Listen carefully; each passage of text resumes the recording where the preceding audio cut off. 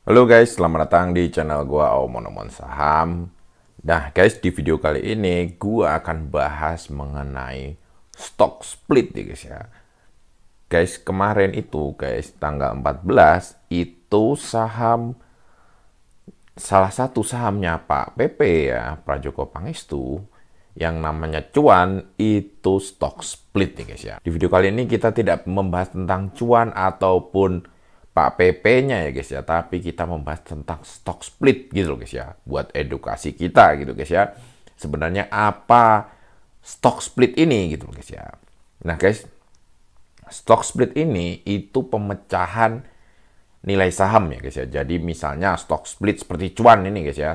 Cuan ini stock split 1/10 ya guys ya. 1/10. Artinya guys, harga saham cuan ini dibagi 10 gitu loh guys ya.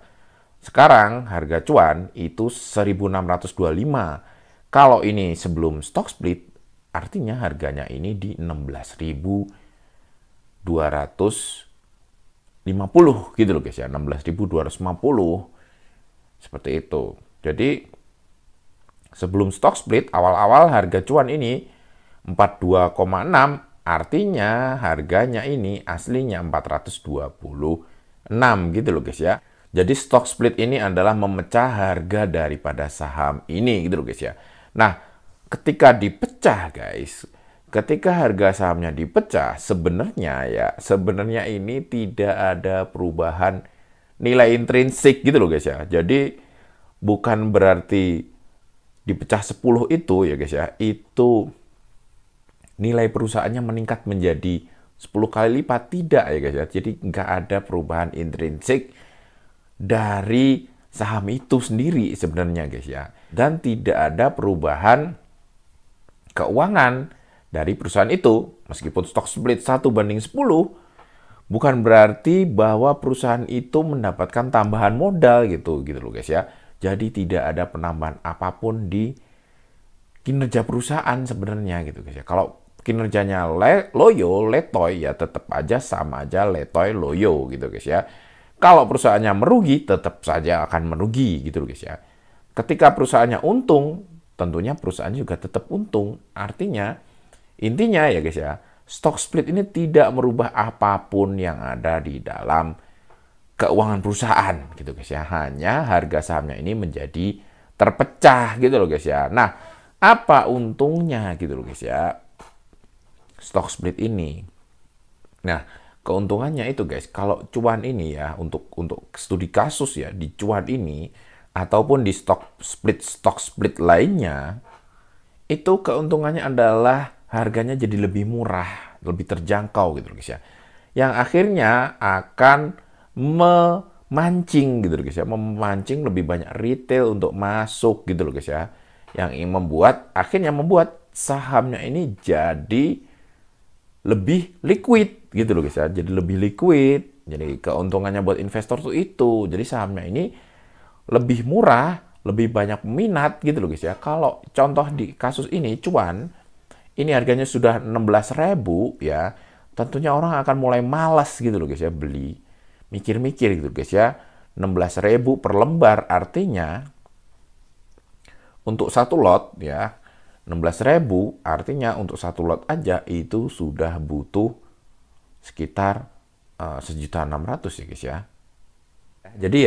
Jadi guys ya, sebelum stock split nih untuk beli cuan, lu itu harus nyediain per satu lot itu lu harus nyediain duit itu 1.600.000 gitu loh guys ya. Sesudah stock split itu lu cukup sediain per satu lot itu lu cukup beli dengan harga 162.000 gitu loh guys ya. Jadi harganya juga jauh lebih murah per lotnya gitu guys ya, yang membuat orang bisa lebih gampang beli gitu loh guys ya. Jadi sebenarnya hanya itu aja gitu loh keuntungan dari stock split ini gitu loh.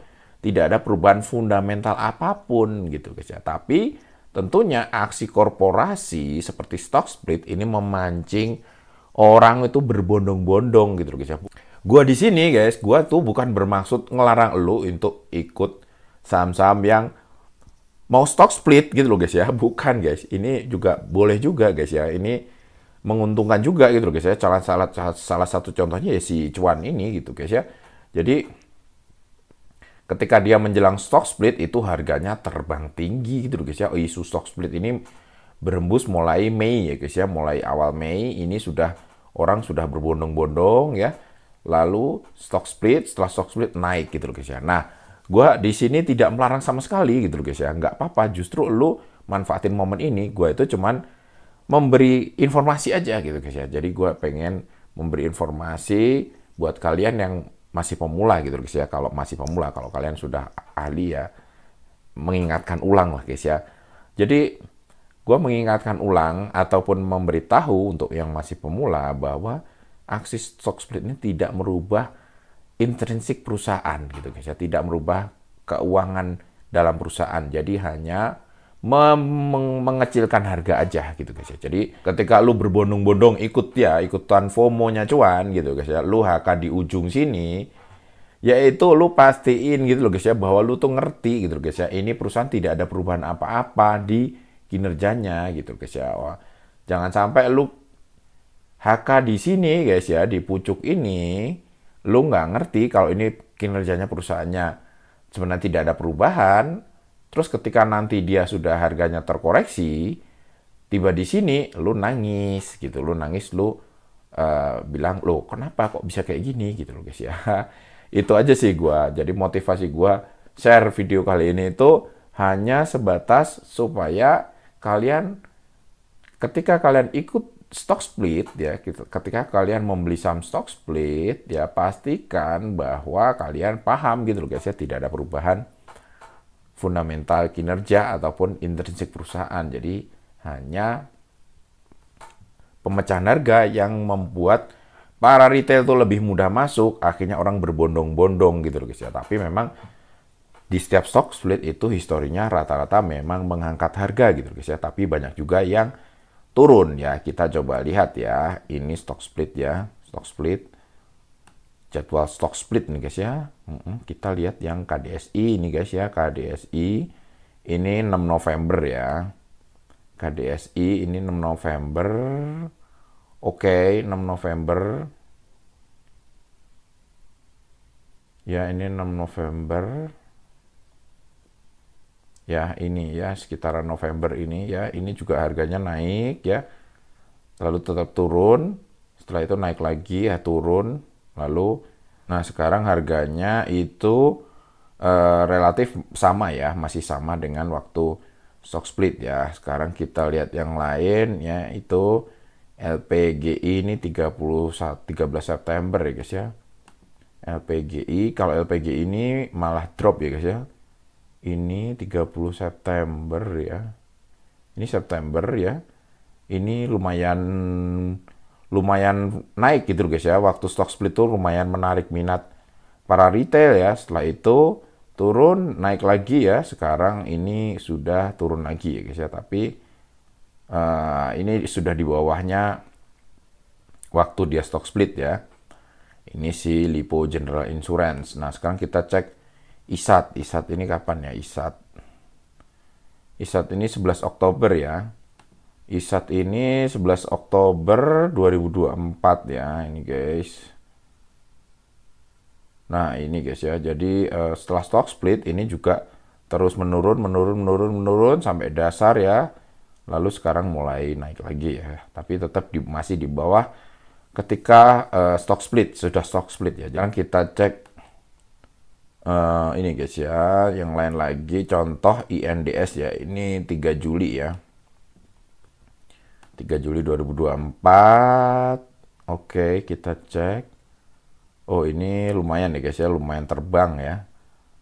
Ini terbang sampai pucuk ya, karena stock split, lalu ternyata juga turun ya guys ya, lalu naik lagi, akhirnya turun lagi gitu guys ya. Nah, ini ya, jadi memang setelah stock split itu tidak ada jaminan harganya akan terus tinggi gitu guys ya. Jadi hanya sentimen aksi korporasi stock splitnya, setelah itu ya tetap turun-turun juga, ada yang turun, ada yang naik ya. Semua kembali ke kinerja perusahaan masing-masing. Kalau kinerjanya jelek ya tetap turun, kinerjanya bagus ya naik gitu loh guys ya. Intinya seperti itu ya. Jadi gua pengen ini aja gitu loh guys ya, pengen buat yang masih kalian yang ketika kalian melihat cuan ini terus berkembang harganya dengan adanya stock split, ketika kalian memutuskan untuk HK ya di pucuk nanti ya kalian minimal kalian ngerti gitu loh guys ya. Gitu aja sih tujuan gua.